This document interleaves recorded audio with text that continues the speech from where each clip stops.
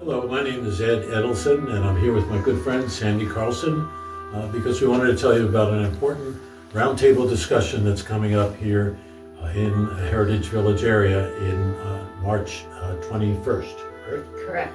So, Sandy, why don't you kind of tell us about how you came up with this idea of a roundtable and what the topic is? Yeah.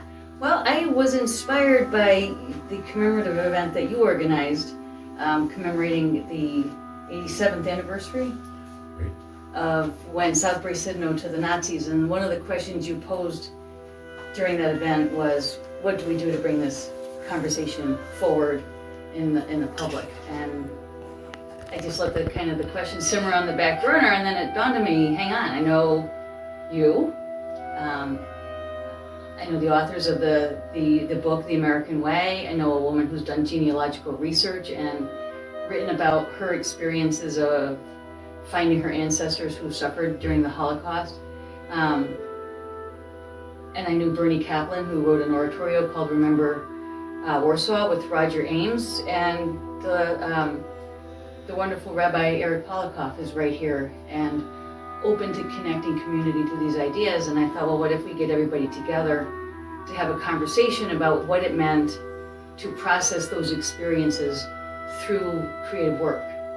And everybody said yes, and Faith Vicinanza, who owns Vicinanza Studios and Galleries, immediately said yes and made her space available to us.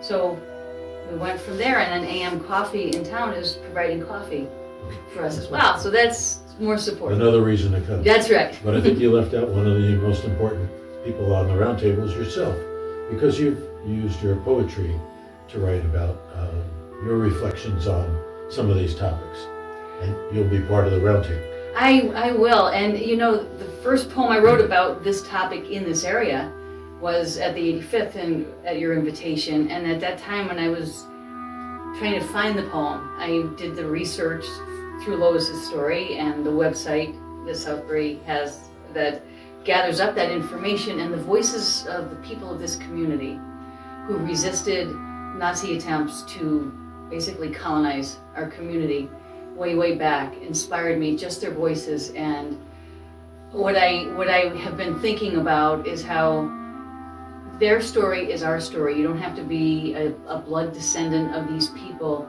You live here, you're a part of this community, this is your story.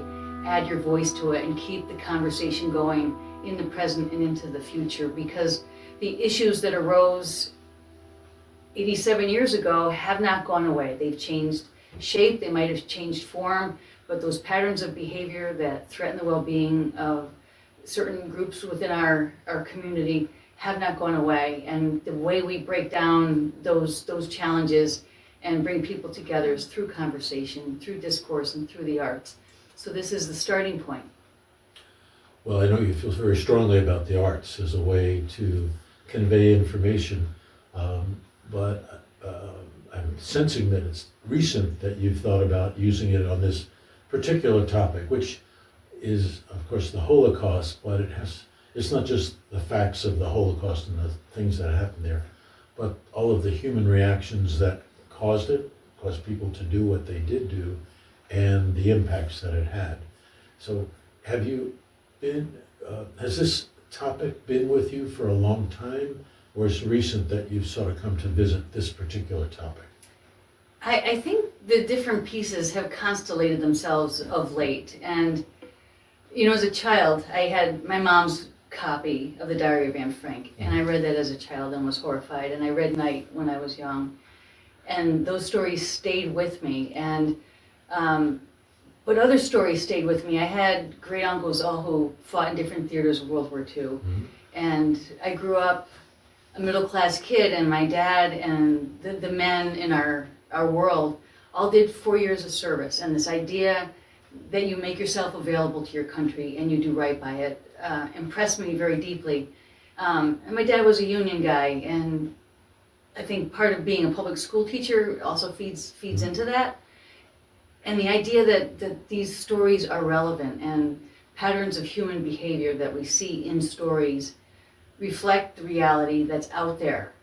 And that none of these things exist in isolation. Altogether, they are the human story, and the stories help us see the patterns and recognize the problems. And I think we know there are problems in this country today that are replications of patterns of behavior that are very, very dangerous and threatening to our values. And I think having these conversations and hearing these voices, but also in getting ready for this and encountering more and more people who have Holocaust stories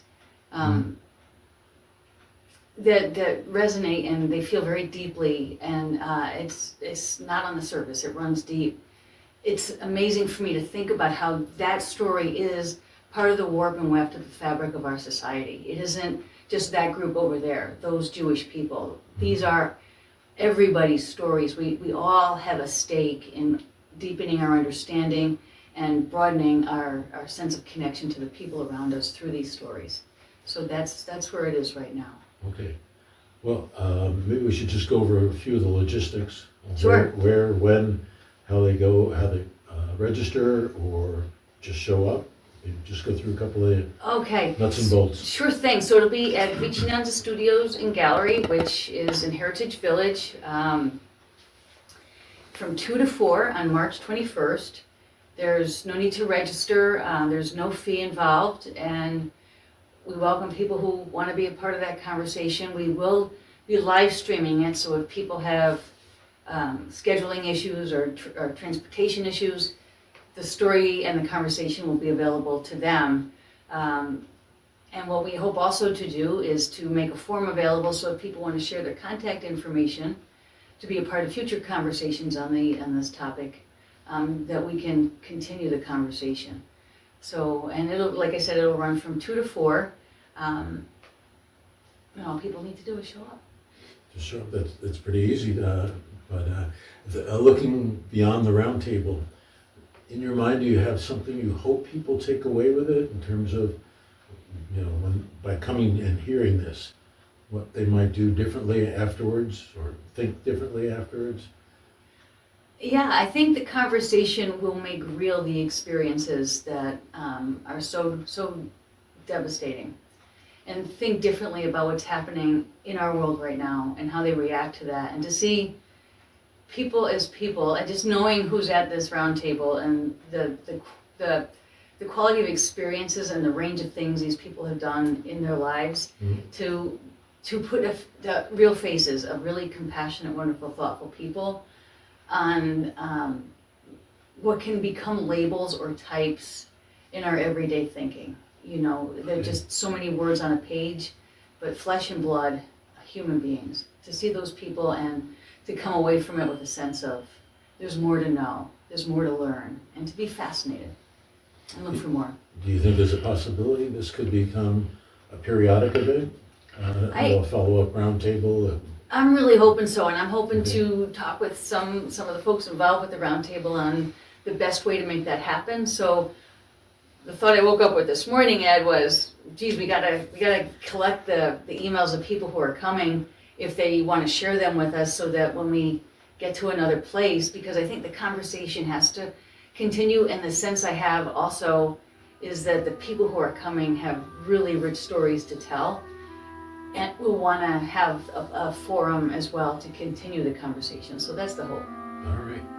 Well, I hope everybody will consider setting aside some time on March 21st, 2 to 4 p.m. to actually, I would say, participate in this roundtable by being there at Faith's Gallery in Heritage Village. Thank you for listening, and thank you, Sandy, for your time. Thanks, and Ed. your leadership in putting this together. Thank you, Ed.